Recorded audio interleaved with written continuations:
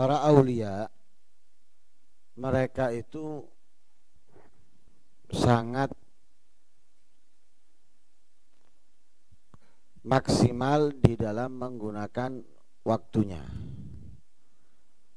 Tidak mau waktu berlalu tanpa adanya faedah dan kemanfaatan yang kembali kepadanya. Di apapun yang dilakukan, apapun yang dikerjakan, semuanya adalah manfaat dan itu semuanya adalah ibadah kepada Allah Subhanahu wa taala. Sehingga mereka itu benar-benar perhatian apa yang dikerjakan, apa yang dikatakan, benar-benar dipikirkan matang-matang, sehingga tidak mau waktunya terbuang sia-sia, waktunya terbuang tidak mendapatkan kemanfaatan, nggak mau. Karena waktu itu termasuk daripada umur. Kalau termasuk daripada umur, maka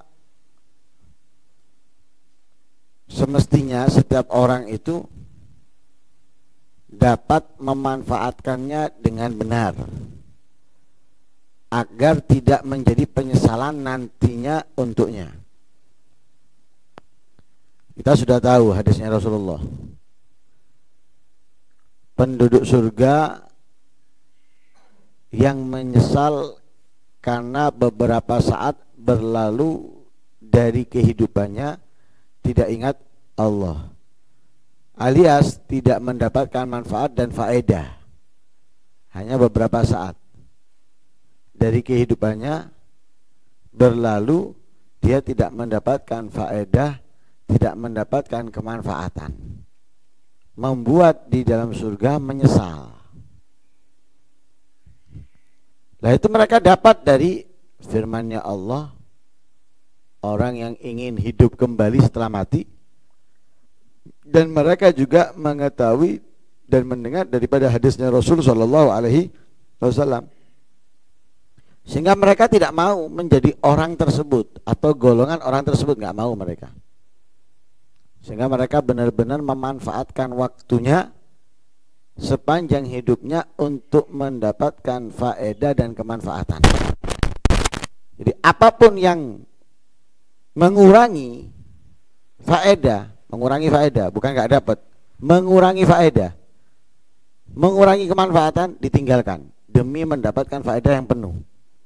Seperti contohnya Daud At-Ta'i. Daud At-Ta'i ini yashrabul fatid wala yakulul khubzah. Anggap bubur, nggak makan roti. Apa perbedaannya bubur dengan roti? Kalau bubur itu masuk lek, nggak mungkin kan kita makan bubur, nggak mungkin. Karena apa? Sudah halus, masuk telan. Kalau roti enggak, masuk mulut kita perlu mengunyah beberapa kali baru kita telan. Nggak mungkin kita masukkan roti langsung kita telan. Berhenti tengah-tengah bisa mati kita. Pasti kita kunyah dulu baru kita telan. Tapi kalau bubur enggak, bubur masuk ke mulut langsung telan, masuk langsung telan seperti air. Lah Daud At-Ta'i ini minum seperti bubur gitu, nggak makan roti. Ditanya alasannya kenapa, beliau menjawab apa? Baina matghil khubzi wa syurbil fatid qira'atu khamsina ayatan. Perbedaannya, kalau kita mengunyah roti dan meminum ini, itu aku bisa membaca 50 ayat. Jadi kalau misalnya aku mengunyah satu potong roti,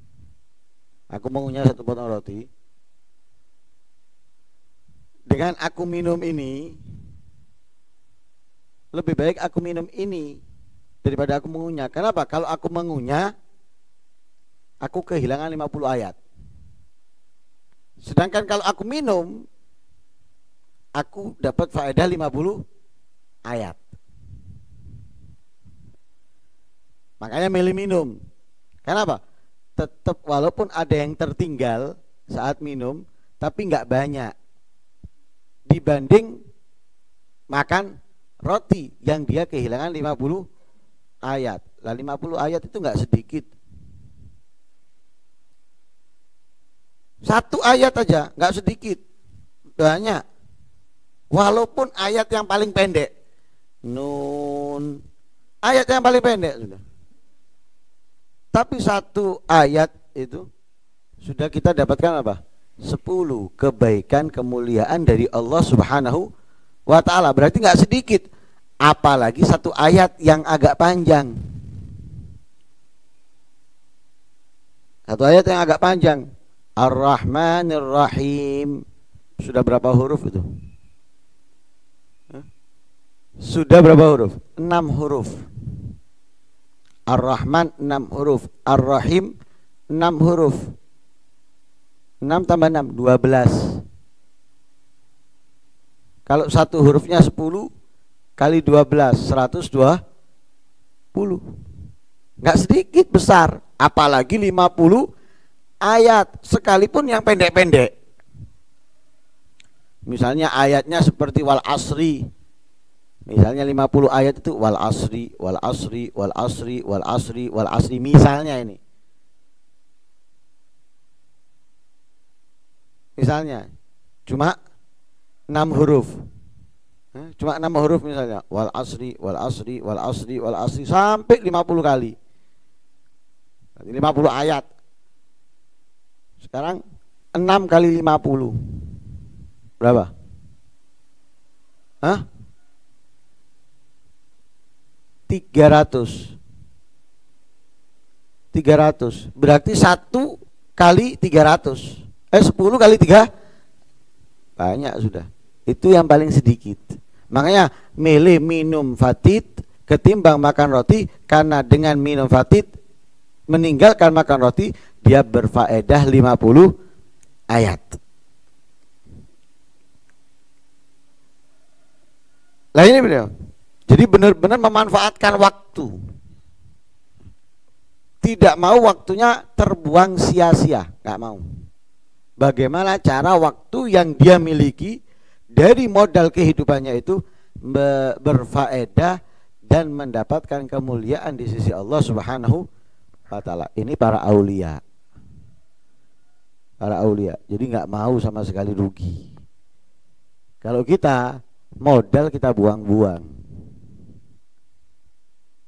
Kalau mereka modal ini dimanfaatkan benar untuk meraih keuntungan. Kalau kita modal kita buang-buang, minta keuntungan. Itu tanya orang-orang yang sukses dunianya, kalau modal dibuang, kira-kira bisa nggak dapat keuntungan? Itu tanya mereka, yang sukses dunianya, uangnya miliaran triliunan, itu tanya, kalau modal dibuang, apakah bisa orang mendapatkan keuntungan? Itu tanya. Nah, itu juga dalam Islam. Dalam ketakwaan, dalam ibadah seperti itu. Kalau kita modal kita buang, yaitu umur kita nggak akan mendapatkan keistimewaan, kemuliaan. Dan kita buang-buang modalnya ini. Dibuat banyak tidur, dibuat banyak majelis, dibuat banyak hayal, dibuat ini dan itu, dibuang sia-sia. Hanya kerugian yang didapatkan. Dan bukan kerugian yang kecil, tapi kerugian yang sangat besar. Na'udzubillah min dzalik. At-tawadhu wa dhammul kibri wal ujub. At-tawadhu, merasa rendah, menganggap dirinya tidak memiliki kemuliaan, keistimewaan. Ini tawadhu.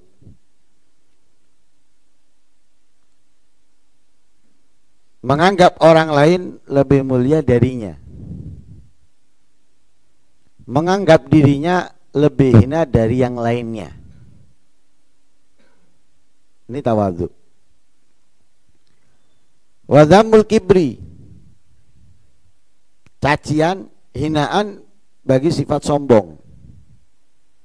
Sombong itu menganggap dirinya hebat, menganggap dirinya mulia, melebihi yang lainnya. Digampangannya, menganggap dirinya sempurna dengan merendahkan orang lain, menganggap yang lain itu di bawahnya dia. Dia lebih hebat, dia lebih pintar, dia lebih istimewa, dia lebih mulia, selainnya bawahnya dia. Itu sombong.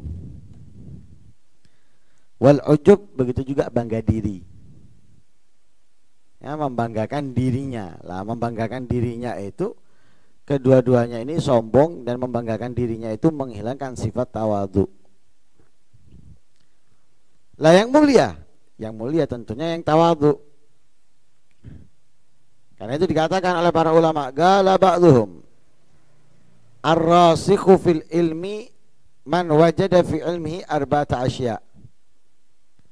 At-taqwa bainahu wa bainallah, wat-tawadhu'a bainahu wa baina khalqihi, waz-zuhda bainahu wa baina dunya, wal mujahadata bainahu wa baina nafsihi. Dikatakan oleh sebagian ulama, ar-rasikhu fil ilmi, orang yang mantap dalam keilmuan, yang matang dalam keilmuan. Man wajada fi ilmi arba'ata asya, yang terdapat di dalam ilmunya 4 perkara, 4 hal. Jadi, mereka yang matang ilmunya, keilmuannya, ada di dalam diri mereka 4 ini. Berarti kalau 4 ini tidak ada, berarti ilmunya kurang matang atau enggak matang. Ilmunya kurang sempurna atau tidak sempurna. Lah apa 4 itu? 4 itu pertama, at-taqwa bainahu wa bainallah. Ketakwaan antara dia dengan Allah. Ketika sendirian, tidak ada yang melihatnya, dia tetap tidak melakukan kemaksiatan, tidak melakukan kejahatan. Berarti ilmunya berguna, ilmunya terpakai. Sekalipun tidak ada yang melihat, tidak ada yang mengetahui, dia tidak melakukan kejahatan dan keburukan. Nah, dalam ilmu kan kita diajarkan, ilmu itu diajarkan kita bahwa Allah mengetahui siapapun dimanapun, mendengar, melihat apapun yang dikatakan dan apapun yang dikerjakan. Ilmunya mengajarkan seperti itu. Tapi orang yang memiliki ilmu seperti ini terkadang gak terpakai, sehingga ketika di depannya orang, dia seperti orang yang paling jauh dari kemaksiatan, paling jauh dari kejahatan. Tapi di belakang orang, di balik layar, dia paling dekat dengan kemaksiatan, paling dekat dengan kejahatan, kemungkaran. Ini menunjukkan apa? Ilmunya tidak terpakai. Sehingga di depan orang sok alim, sok menjaga diri dari kemaksiatan, takut dengan kemaksiatan, di belakang orang paling berani. Gak terpakai ilmunya. Kemanfaatan ilmu gak ada padanya. Loh, ini pinter orangnya, kalau menjelaskan ilmu fikih hebat, menjelaskan hadis hebat, menjelaskan tafsir hebat, luar biasa, menguasai segala bidang ilmu. Tapi ketika dia di balik layar, sebaliknya tidak sama ketika di depan orang, maka berarti ilmunya tidak matang, ilmunya tidak sempurna, karena tidak menumbuhkan rasa takut dia kepada Allah. Nah, semestinya apa? Di balik layar dia menjadi orang yang lebih takut daripada di depan orang. Jadi ketika di balik layar dia justru takut, dia justru khawatir, menangis, menyesali, dan yang lain sebagainya. Ini ilmu. Makanya sering kita sampaikan, dikatakan di dalam qasidah itu, al ilmu khasyah kullu yu'raf bidzaka ahlu. Orang yang berilmu itu bisa diketahui dari mana? Dari rasa takut. Rasa takut kepada siapa? Rasa takutnya kepada Allah. Karena itu Allah firmankan di dalam ayat Al-Quran, innama yakhsyallaha min ibadihil ulama. Yang takut kepada Allah itu hanya para ulama. Ulama yang mana? Ulama yang ilmunya itu matang, yang ilmunya sempurna, yang bermanfaat untuknya, sehingga sekalipun di balik layar dia menjadi orang yang sangat takut kepada Allah Subhanahu wa ta'ala. Jadi ilmunya benar-benar menghalanginya dari kemungkaran dan kejahatan. Ini berarti orang yang ilmunya matang. Itu yang pertama.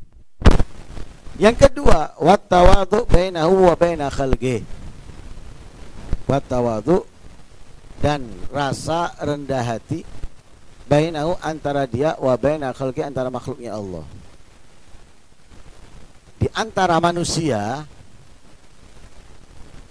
dia menjadi orang yang merasa hina, padahal dia adalah orang yang sempurna, kebaikan, ketaatan, sholatnya rajin, berjamaah, istiqomah dalam membaca Al-Quran, berzikir, bersolawat, beristighfar, qiyamul lail, menangis di waktu malam, bersedekah, lengkap. Tapi dia merasa nggak punya apa-apa. Di antara manusia dia merasa nggak punya apa-apa. Melihat orang lain lebih mulia. Jadi orang lain ini dia dilihat kelebihannya, nggak pernah dilihat kekurangannya. Lihat orang lain melakukan ini, ya Allah, hebatnya orang itu. Kalah aku. Ya Allah, orang ini bisa seperti ini, aku belum bisa. Ya Allah, kok ada orang baik seperti ini. Jadi merasa yang lain ini mulia, hebat, sempurna daripadanya. Dia merasa di bawahnya orang tersebut. Jadi setiap melihat orang dia merasa di bawahnya. Padahal di sisi Allah jauh kelasnya. Yang dilihat dengan dia jauh kelasnya, dia di atas, tapi merasa di bawah di kalangan manusia. Tapi di sisi Allah dia di atas, di kalangan manusia dia merasa di paling bawah. Jadi tidak merasa memiliki kemuliaan sama sekali. Padahal dia orang yang berilmu, mengamalkan ilmunya, tapi tidak pernah merasa di atas, selalu merasa di bawah. Menganggap orang lain lebih hebat, lebih mulia, lebih istimewa. Aku ini masih banyak dosa, gak ikhlas aku ini. Orang itu mengerjakan, dan dia mengerjakan ria, gak ria. Aku ini ria. Seneng kalau ditonton orang, seneng kalau dipuji. Kalau dia dilihat orang, gak dilihat, Masya Allah, dia tetap melakukan. Dia melakukannya.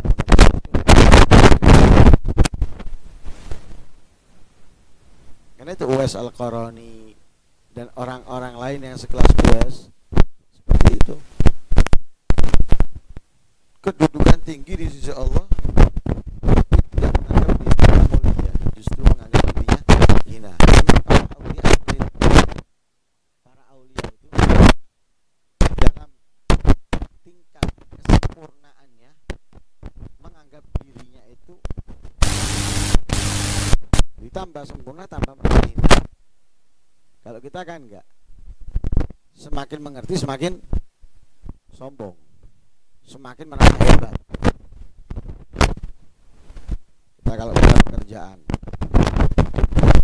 kerja kita tawadhu. Wis ngene-ngene tok iki kerjaanku. Wis pokoke untuk untung. Tapi lek sugih mulai menggiti. On biyen dikongkon kerja semangat tak gelem. Mulai. Kemudian disapa, mulai nggak mau. Mulai nggak mau nyapa, mulai nggak mau duduk bareng. Sama dengan orang berilmu. Tadinya nggak punya ilmu, belajar sama kiai, sama ustadznya salaman. Ketika mulai belajar, mulai mengerti, salamannya mulai nggak cium tangan. Tadinya cium tangan, mulai nggak cium tangan, menganggap sama. Udah ngerti nih. Mulai apa? Sombong. Mulai tidak tawaduk lagi. Mulai tidak tawaduk lagi. Kenapa? Menganggap sama. Enggak tawaduk lagi. Kalau mereka enggak, mereka tambah sempurna, semakin tambah merasa hina. Semakin sempurna merasa di bawah. Kenapa? Orang tambah pengetahuannya, itu tambah memahami akan dirinya. Lah kalau tambah pengetahuannya tidak memahami dirinya, berarti nggak benar. Orang kalau belajar matematika misalnya, pertama dia menganggap matematika gini-gini tok. Tapi ketika dia belajar, dia mulai merasa tiba nih soro matematika itu sulit ya. Dia belajar, tambah menganggap dirinya nggak bisa, nggak ngerti. Belajar lagi, menganggap dirinya tambah nggak ngerti. Kenapa? Tambah kesulitannya itu tambah sehingga menganggap dirinya nggak merasa mengerti. Tidak merasa mengerti. Padahal dia belajar, tapi menganggap dirinya tidak merasa mengerti ketika apa? Tingkatan kesulitan itu lebih berat. Pasti apa? Nggak sombong dia. Kenapa? Menganggap dia belum mengerti. Terus seperti itu. Lah sama dengan kita. Kalau ilmu yang kita dapatkan kita amalkan, pasti setiap kita belajar kita nggak akan mungkin sombong. Kenapa? Merasa apa yang kita dapatkan ini belum menyempurnakan diri kita, belum dapat mengistimewakan diri kita, dan kita nggak akan mungkin meremehkan yang lain. Kenapa? Kita menganggap diri kita aja belum sempurna.